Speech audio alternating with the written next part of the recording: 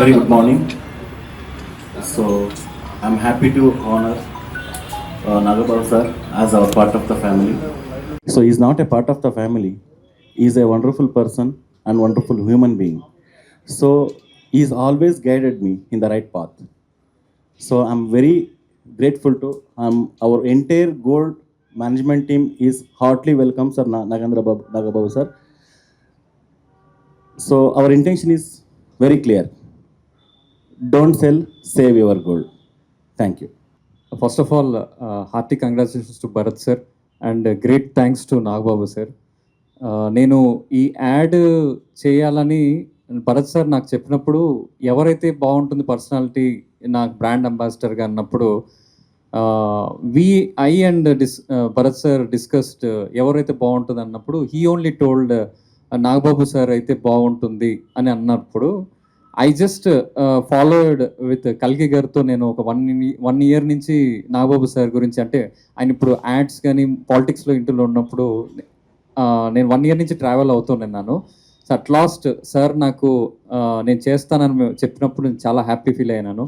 ఎందుకనంటే it's not so easy thing. ఆయన ఒక యాడ్ నేను డైరెక్ట్ చేద్దామని అనుకున్నప్పుడు is not a simple personality to a gigantic personality. So నాకు నిజంగా చాలా సంతోషంగా అనిపించింది. Thank you so much sir for accepting me to do this add. And ప్రతి బ్రాండ్కి ఒక కథ ఉంటుంది.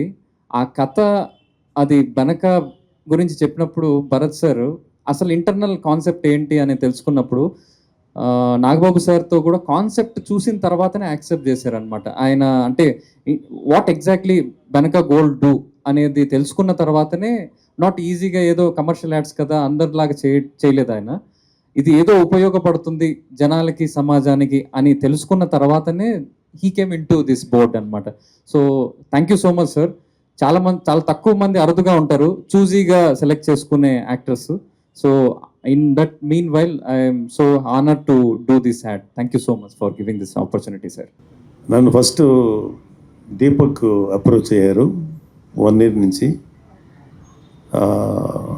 అండ్ బేసికల్గా దీపక్ కూడా పవన్ కళ్యాణ్ గారికి మన మెగా ఫ్యామిలీకి మంచి ఫ్యాన్.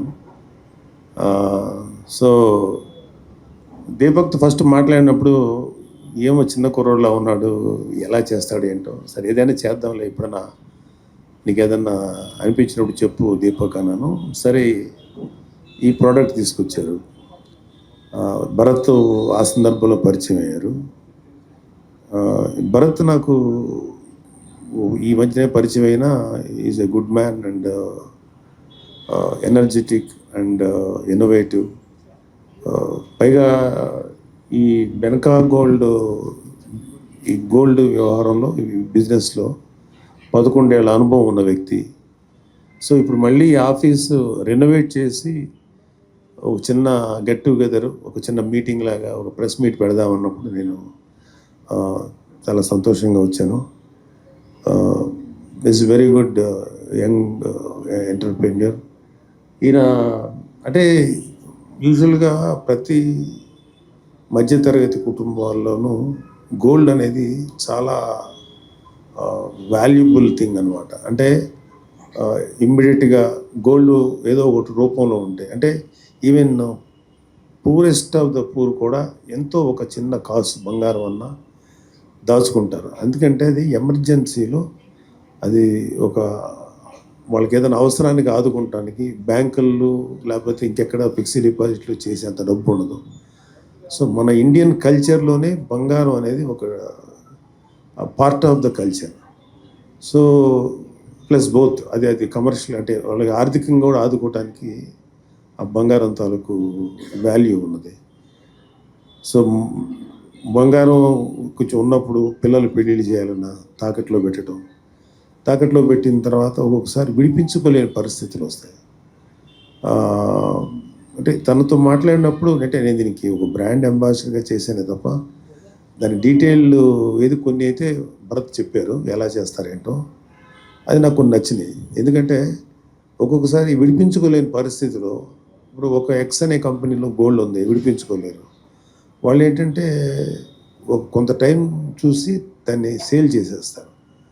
పాపం వాళ్ళకి దాని వాల్యూ ప్లస్ దాని వడ్డీ అన్నీ కలిపేసి ఇంకా ఆ పర్టికులర్ ఆర్నమెంట్ అనేది వాళ్ళకు ఉండదు ఇంకా.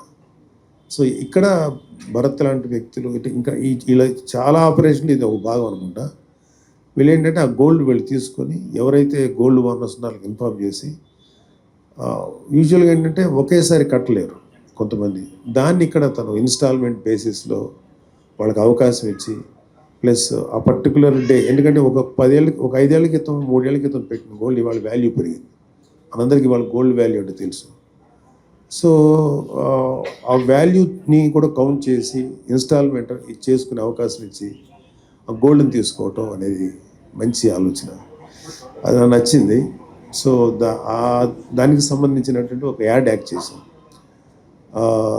కాకపోతే దీన్ని ఎవరు నేను యాక్ట్ చేసినా భరత్ దాన్ని తాలూకు వెనకాల ఎంత ఉన్నా సరే దాన్ని ఎఫెక్టివ్గా ముందుకు తీసుకురావాలంటే దానికి ఒక క్రియేటివ్ హెడ్ కావాలి, ఒక క్రియేటివ్ పర్సన్ కావాలి. So Deepak is such a creative person. More than 185 ads చేశారు. అందులో నాకు అంటే అతని క్రియేటివిటీ ఎలా నచ్చిందంటే, ఒక హాస్పిటల్కి సంబంధించిన ఒక యాడ్ అనుకుంటా, ఏ హాస్పిటల్ అదే ఎంఎం హాస్పిటల్, దాంట్లో ఒక బొమ్మలు తయారు చేస్తుంటాడు ఒక అతను. ఆ బొమ్మలు తయారు చేస్తున్నప్పుడు లైఫ్లో ఎప్పుడు ఏదైనా జరగచ్చు. మెడిక్లెయిమ్ సంబంధించిందా, మెడిక్లెయిమ్ ఆర్థోపెడిక్స్ సంబంధించి, అంటే బోన్స్ వాటికి సంబంధించి. సో అది మనం ముందుగానే జాగ్రత్త పడాలి, ముందు చూపు ఉండాలని చెప్తూ ఆ బొమ్మ కాలు ఇరిగిపోతే మళ్ళీ కేవలం ఒక మట్టి బొమ్మల మీద ఒక ఆర్టిస్ట్ని పెట్టి ఇట్లాంటి టేబుల్ మీద చేశాడు. అది ఎట్లా ఉంటుందంటే that is one creative brains ఉంటే కానీ, ఎంతో ఆలోచన ఉంటే కానీ చేయలేము. యాడ్ అనేది ఏంటంటే ఎంతసేపటికి చాలా పెద్ద విషయాన్ని less than a minute, less than 30 seconds చెప్పగలగాలి. అది అప్పుడే జనాల్లోకి బాగా వెళ్తుంది. సో నాకు దీపక్ ఆ యాడ్ చూసిన తర్వాత ఖచ్చితంగా డెలివరీ చేస్తాడు అనిపించింది. మంచి ప్రోడక్ట్, మంచి యాడ్.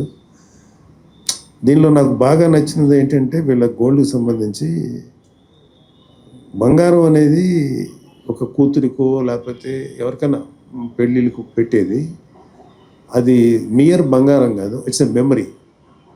ఆ మెమరీ ఎంత గొప్పగా ఉంటుందంటే అది ఆ పర్టికులర్ ఆర్నమెంట్ వాళ్ళ చేతికి దొరకకుండా ఈ తాకట్లో వెళ్ళిపోయి ఇంక ఎప్పటికి రానప్పుడు వాళ్ళకి ఒక పెయిన్ ఉంటుంది. అలాగే ఒక పిల్లలకి పెళ్ళిళ్ళకి పెడతారు. బంగారం అనేది మీరు పెట్టిన ఒక వస్తువుగా కాకుండా అది ఒక బ్లెస్సింగ్. ఇలాగ చాలా ఎమోషన్స్ చేసుకుంటూ ఈ యాడ్ చేశాడు ఈయన. సో ఖచ్చితంగా భరత్ లాంటి యంగ్స్టర్కి, దీపక్ లాంటి వ్యక్తులకి వీళ్ళ క్రియేటివిటీ, వీళ్ళ కాంబినేషన్ చాలా బాగుంది. ఖచ్చితంగా భరత్ గారు మీ బెనకా గోల్డ్ ఇంకా అభివృద్ధి చెంది బాగా పేరు తెచ్చుకోవాలి. దీని ద్వారా మీ కంపెనీ ద్వారా ఎంతోమంది మధ్యతరగతి వాళ్ళ జ్ఞాపకాలని పోగొట్టకుండా, అంటే పోగొట్టుకునే అవకాశం లేకుండా మీరు ముందుకు వచ్చారు. సో ఆ జ్ఞాపకాలను మీరు కాపాడుతారు. తద్వారా మీరు కూడా మంచిగా ఈ వ్యాపారం ఎదగాలని, అలాగే దీపక్ కూడా మంచి పేరు రావాలని మనస్ఫూర్తిగా కోరుకుంటున్నాను. Thank you very much. All the best.